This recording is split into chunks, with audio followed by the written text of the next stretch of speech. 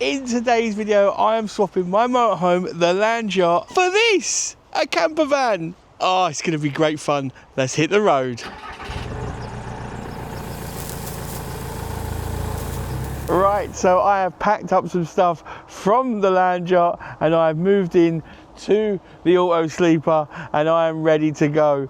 This is going to be an interesting video because I have never done this before, never been in a panel van. I've got to make a bed. Right, I'm going to get on the road, get parked up, and then I will show you around the van. So let's do it, let's go. First thing is the handbrake is on the other side. Oh, this is going to be interesting. Now, first things first, I need to get out of here and I need to go and grab some gas. We are on the road. Oh, central locking's just gone on. That's something different. Right, so I am heading, leaving OakTree and I'm heading to Flow Gas. Then we're going to hit a supermarket, grab a little bit of food. Oh, first thing is it's quite nippy. It's quite nippy. Right, I've got my lights on. Yeah, no, I've got my lights on now, I think. Oh, no. That was... I thought I turned my lights on and I didn't. That was... Oh, I'm messing around with the cruise control there. The wrong stalk. Like I say, this is going to be interesting. Driving along in this, I'm already feeling that it's so nice because it's small, it's compact. And I know there's a KFC coming up here. I'm not going in there, but I know I could easily just nip in there now and just quite easily just park. Now that's not, I mean, that is a little dig at my own motorhome because mine's 8.5 meters long. Knowing that you can just fit this in a space pretty easy is quite a nice thought. I don't have that with mine. I don't worry about where I'm going, but I have to think, I have to take a precaution. I have to, look ahead and go, or is there space? And am I going to be able to swing round? Am I going to be able to turn? If I go in forwards, then I know I can come in backwards. But if someone's behind me, then there's a problem. I've got to say as well, I look at the screen wash. Now, I love a clean windscreen. I don't know about you, but my windscreen has to be clean. Come on, tell me yours has to be as clean as well. I can't stand it. Same with my glasses. They have to be clean. I will, if something's wrong with it, I will pull over and wash the screen. But look at this. Oh, no, so I've just flashed Sorry. Wrong stalk. But look at this to clean. Look how many jets there are. Oh, I love it. 6 jets, yes. That is proper washing a windscreen. Oh, I love that. Little things, isn't it? Simple things for simple minds. Alright, let's go get some gas, shall we? I've never been here before, but it says it's about 82p a litre, which is a bargain. An absolute bargain. That could be cheaper, but it's not Brown Hills prices. £1.14 a litre. Okay, simple as. Just fill it up yourself. Fill it up and then go in there and pay. So looking at this, we've got a fill point there, and then we've got the gun there. Let's do this. Sounds a pound, so nice and full. Just under 20 litres for 16 quid.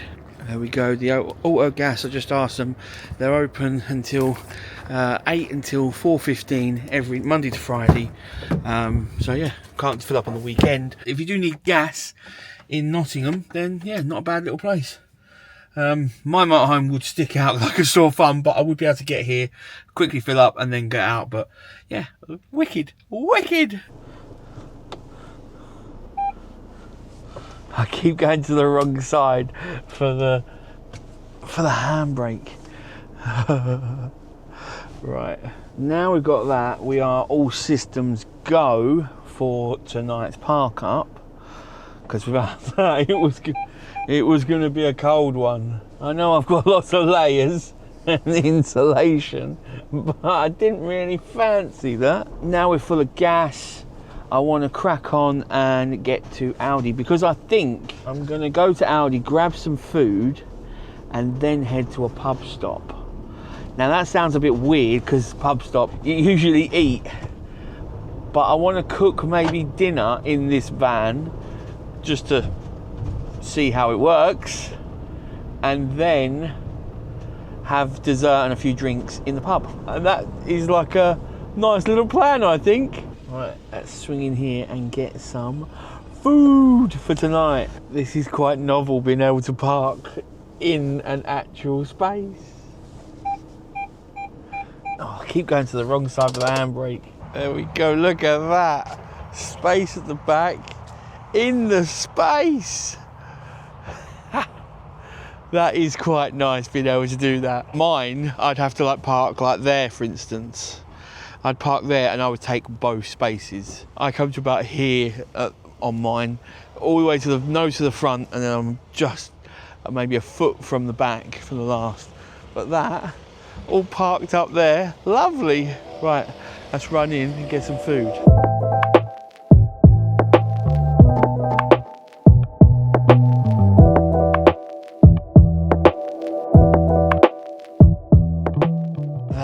The shopping done.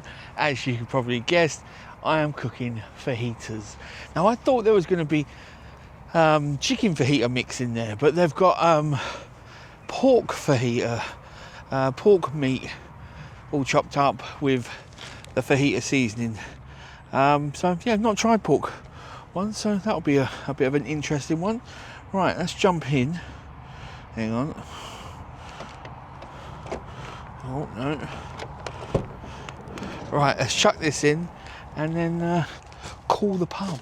I know there's plenty of apps that you can use, and there's like Brit Stops, there's part of like search for sites to find pub stops and all this and that. And they work perfect, and you know, it's good to get on them because then you see reviews and things like that. But you can also just ring a pub, which I'm going to do now. Thank you for calling the Ferryboat Inn. Unfortunately, we can't take your call right now. Okay, so no one's answering the phone. I'm just going to make my way there and then go in and see them. It shouldn't be a problem. I really can't see it. It's not as if I'm turning up in a Winnebago. But yeah, pretty much I just usually give them a call and just say, look, I'm travelling through the area. Any chance I can pop it? Any chance we can stay in your car park for the night? I'm going to come in for some drinks and some food. And then they usually just say, yeah, no problem, not a problem at all. So I'm going to make my way there. I am literally 2 miles from the pub, so I'm going to make my way there and then go from there. If we get turned down or anything, then we'll go find a park up somewhere else. Okay, so it should be just down here on the left. Here we go. Oh, it's a hungry horse. The ferry boat. Here we go. Here we go. Oh, this is a lovely big car park. Lovely big car park. Okay, let me show you where I'm parked up. Not in the right back of the car park. The car park's huge. Look at it. Huge. Now inside there, I don't know where my head's going to be when I'm sleeping. So I was just trying to look for the most flat spot possible. I still might move the van, but for the time being, I'm going to go and walk into the pub and see if I can, you know, book a table for something like 7 o'clock or something, so I can go grab a dessert and a few drinks and make sure that they're okay with me staying overnight. Just spoke to the guys in there, and yeah, they're perfectly fine. They just said try and park in the corner of the car park, to leave as much space for everyone else, and said yeah, no problem, come and have some food. This is home for the night. I've brought a load of my stuff with me, so I need to start arranging stuff and getting things out, and then figuring stuff out really, because yeah, this is cool. But this is not a bad little layout. Nice lovely sofa, big chair there, swivel captain seat there. It's nice. And then if I spin you around, we've got the toilet shower here, and then I think this is a wardrobe, is it? What is that? Is that open? Yeah. It's a wardrobe. There we go.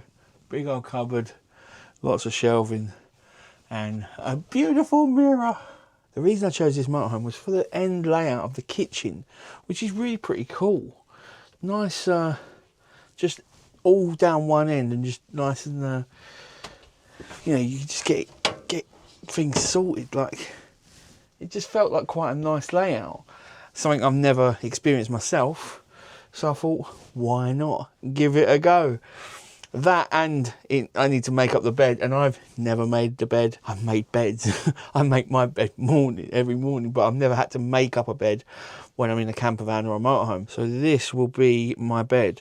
Now it slides out to here. Now I am led to believe that this can slide down as well, so then it makes a huge area. So this slides forward and down, so all this will be bed. I don't think I'm going to need all that. I think if I just pull this out to here, then I have this as my bed. That will go down flat, and that should be good. Time to start putting some stuff away and putting things in order. Yeah, let's do it.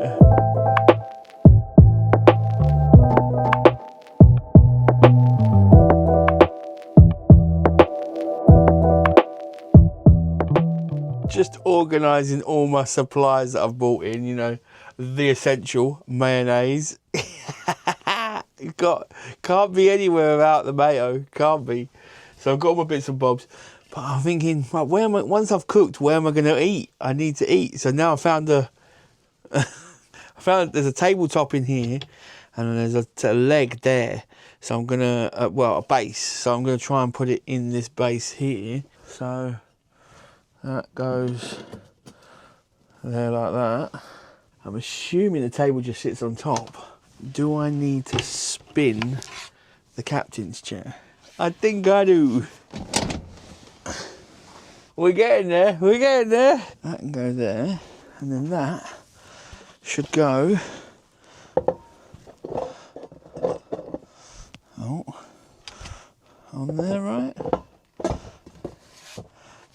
Haha, success! I can sit here for my dinner.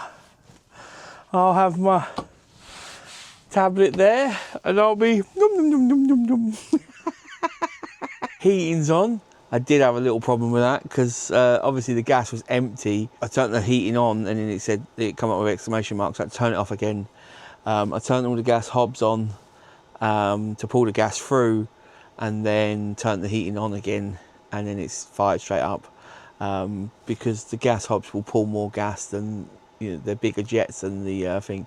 I phoned Matt at OakTree. I was like, quick question, how do I get this to work? And he talked me through it. So yeah, if you've got no gas or you're empty, then best thing to do is to turn your hob on to pull the gas all the way through the lines, and then turn your heating or hot water on, or your fridge, and it works a treat. So yeah, cheers for that, Matt. On call. Time to cook some dinner. Let me show you what I've got going on. So this is the stir fry fajita strips. That's pork. I've seen them chicken one before. I've never done the pork one before, so that should be quite nice. I brought just one pan with me. That should be enough. I've got my wraps. Hopefully they're better than last time. I had tried them a while back and they were awful, but yeah, I'm going to try a different way this time. Got my sauces, salt and pepper, and then I've got some onions and some peppers. Fry them off in the pan with some of the meat, and then slowly cook it all off, and then make some wraps, and then scoff my face off, because I am Hank Marvin.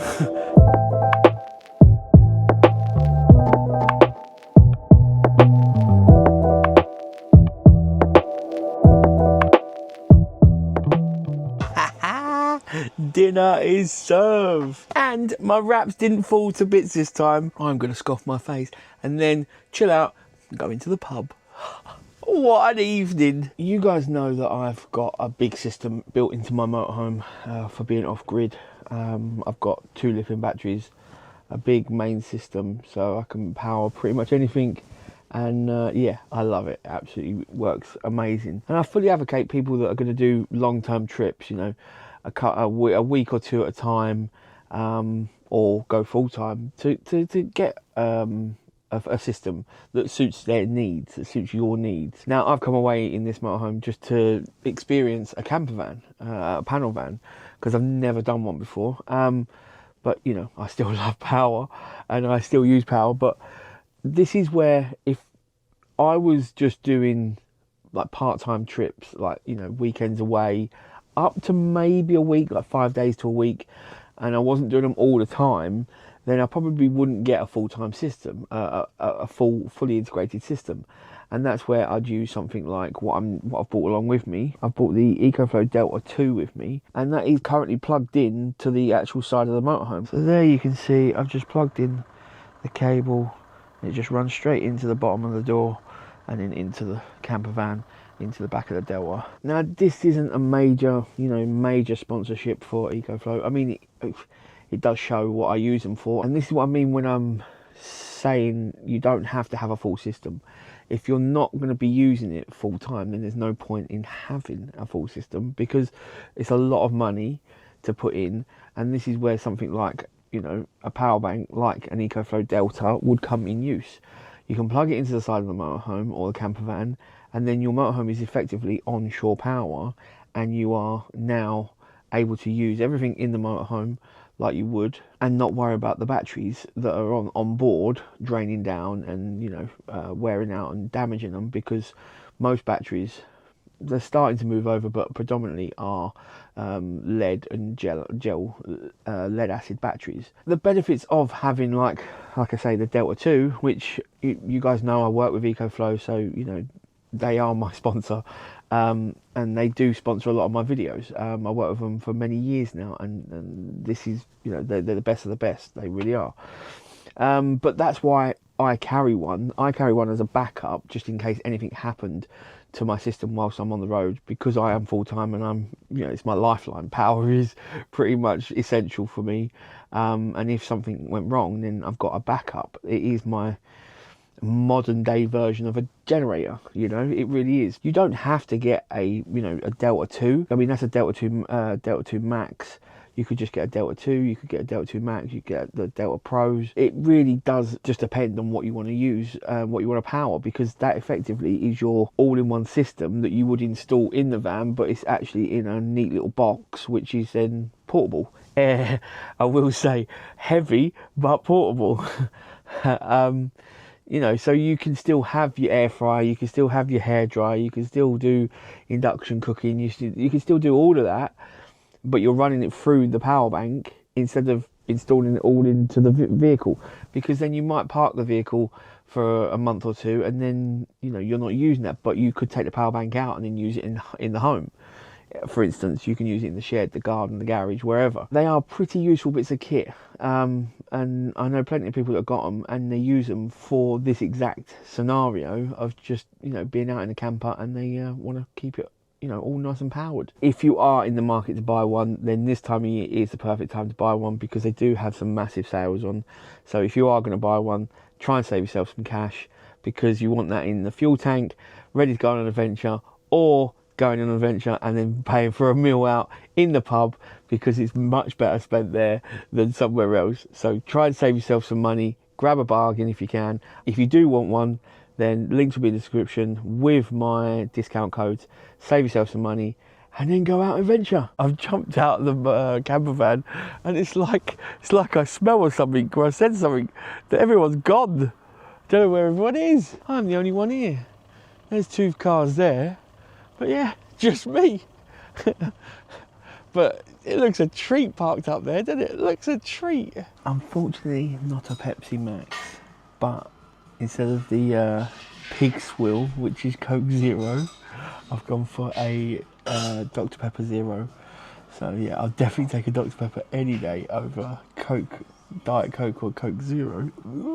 Look at that. Yes, chocolate fudge cake, baby. Oh yeah.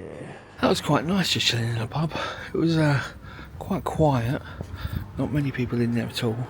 A few people come and go, but yeah, nice little evening. I had a nice chocolate fudge cake, I had a couple of drinks, and yeah, just chilled out with put my laptop in there really, and just done a little bit of work, and chilled. Now is for the main event. I've got to make my bed up, and I've got a sleeping bag, which I haven't tested the size of yet, so I don't actually know if I fit in this sleeping bag. But before we go in, look, that's it. That is the car park. There's the camper van. Like I said, there's one car parked next to me, and apart from that, there's a car just over there that's about to leave. But that is it. That is the park up. First things first, it's blooming hot in here. Wow, it is wham. I need to turn that heating down ASAP.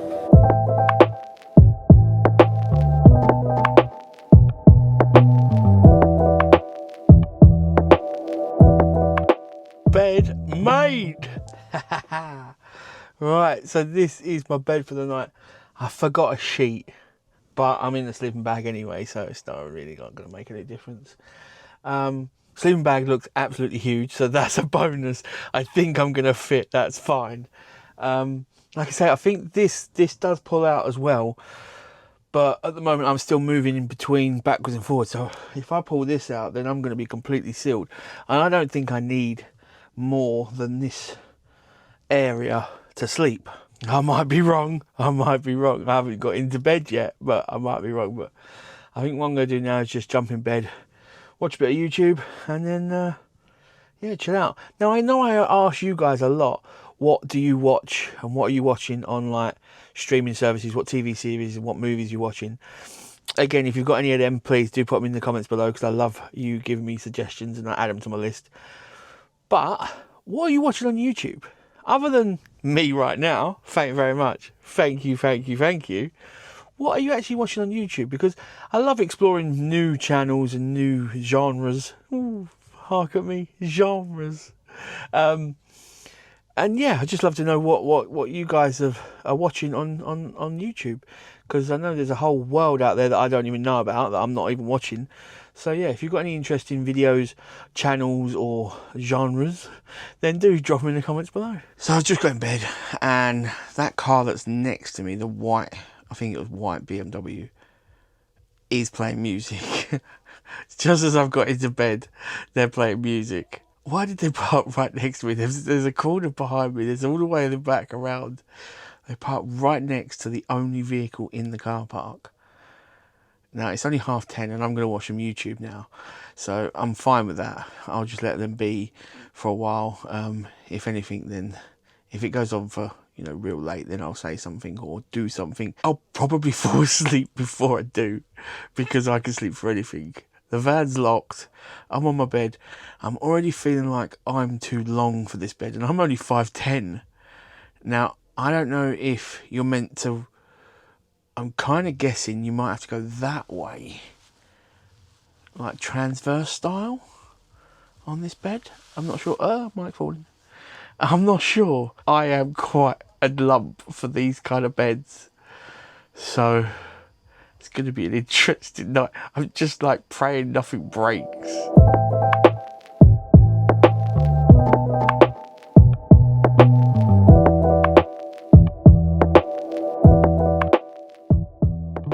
There we go. That was my first night in a camper van. Do you know what? Surprisingly, really good night's sleep. Now, I do feel I'm quite big for the bed that's in that vehicle. Now, I didn't have the full bed out.